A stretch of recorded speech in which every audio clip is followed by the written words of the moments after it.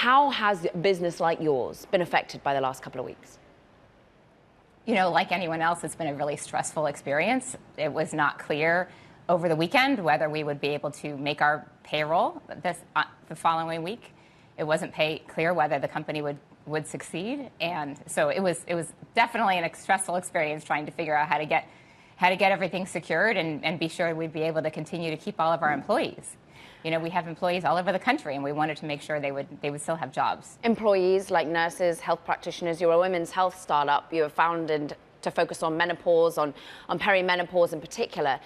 And it's almost the antithesis of what perhaps we all started to think of and got a lot of notoriety during the unfolding of the collapse of SVB. We all thought about these rather loud, you know, white male tech bros who were on Twitter complaining loudly in all caps. Meanwhile, this was about to affect the broader economy. How has the conversation gone behind the scenes among women, diverse founders, people of color who perhaps felt that this wasn't a great PR exercise for their industry? Many of them felt very ignored, quite honestly. When you read Twitter over the weekend or you read the mainstream media, no one was talking about the healthcare companies or the education companies or the clean technology companies.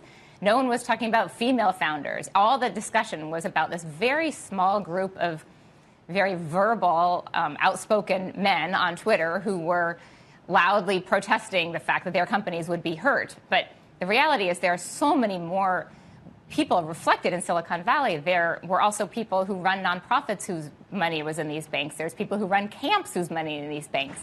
And so none of those people felt heard during this. And I think there was a lot of sense of, wow, like we have, you know, tens of thousands of employees around the country doing really important things, and no one is talking about us. And it almost felt sort of insult to injury was that we were just coming off the back, I'm sure you were, of a lot of female-focused events. It was, of course, International Women's Day the week before, and there was a lot of talk about diversity and trying to build that momentum within the tech scene. Among VCs, you used to be one. Among founders, you now are one.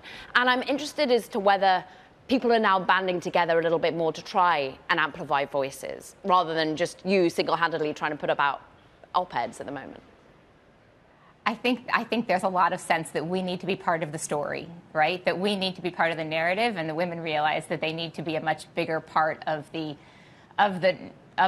discussion about what's going on in Silicon Valley. The percentage of women who are funding companies is increasing. The percentage of women who are founding companies are increasing, and we need to be part of that narrative. We need to be in the mainstream press and not just doing this quietly behind the scenes. We need to be much more verbal about what we're doing.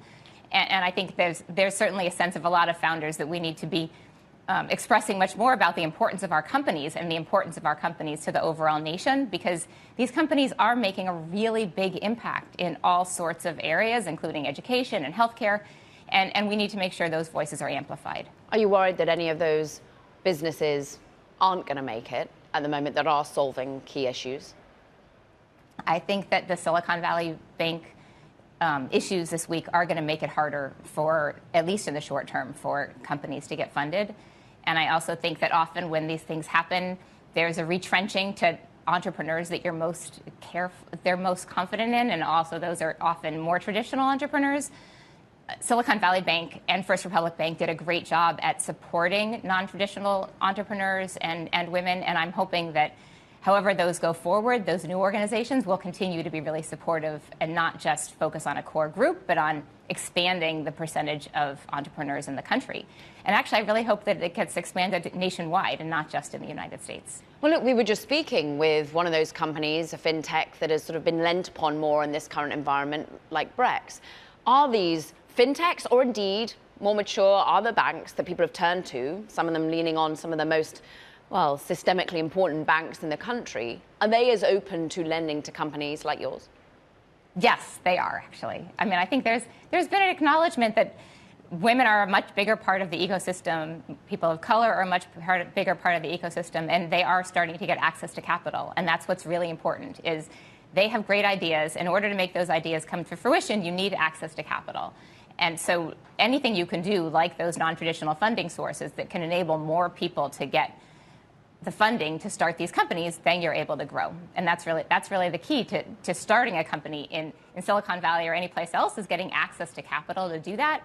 And we need to expand the number of people who are able to get access to that capital. Now, media organizations such as ourselves care about getting your voice on. The media organizations such as ourselves help train people to ensure that we can get enough new voices coming on certain programs. But I'm interested in what else you can do other than write in cap locks on certain social media companies to hear voices heard. What do you think underneath the system is happening at the moment so that you're all galvanized? You know, it's easy sometimes to write about the loudest people.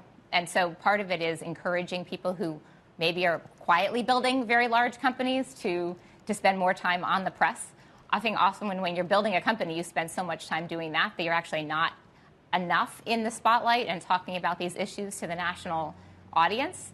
And so probably training people to do that and to be more aware of what's going on in the world. When you start doing a startup, you're really focused every day.